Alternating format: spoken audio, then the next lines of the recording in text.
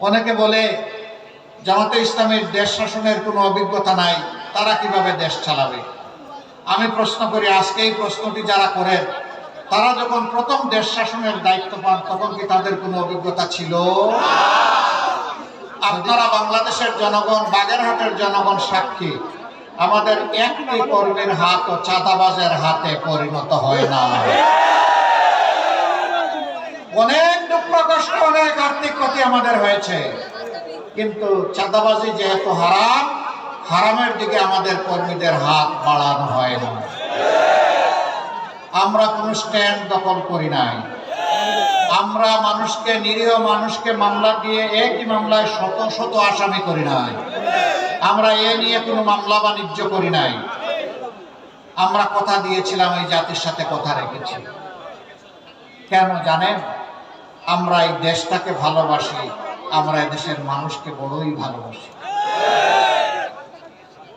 আমরা যারে ভালোবাসবো তার তো আমরা কোনো ক্ষতি করতে পারি না।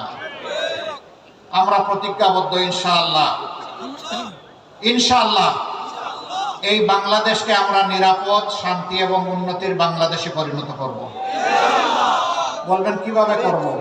করব আপনাদের ভালোবাসা এবং সহযোগিতা নিয়ে, করব আপনাদের সমর্থন এবং ভোট নিয়ে, যদি আমরা আপনাদের বিবেচনায় উপযুক্ত হই।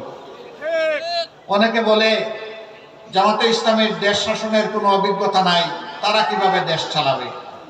আমি প্রশ্ন করি, আজকে এই প্রশ্নটি যারা করেন, তারা যখন প্রথম দেশ শাসনের দায়িত্ব পান তখন কি তাদের কোনো অভিজ্ঞতা ছিল?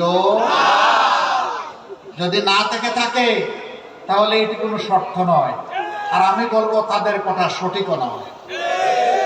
আমরা একটা সরকারে 1 থেকে 6, 2001 থেকে 6 আমরা একটা সরকারে সামান্য অংশগ্রহণ করেছিলাম। 2 জন মন্ত্রী দায়িত্ব পালন করেছিলেন। তারা কি ব্যর্থ ছিলেন? তারা কি অসৎ ছিলেন? তারা কি অদক্ষ ছিলেন? না, তারা সততা এবং দক্ষতার সাথে তাদের দায়িত্ব তারা পালন করেছেন। সেই মানুষগুলা যাদেরকে নিজেদের হাতে গড়ে রেখে গিয়েছেন, আজকে তারাই আপনাদের সামনে এগিয়ে এসেছেন।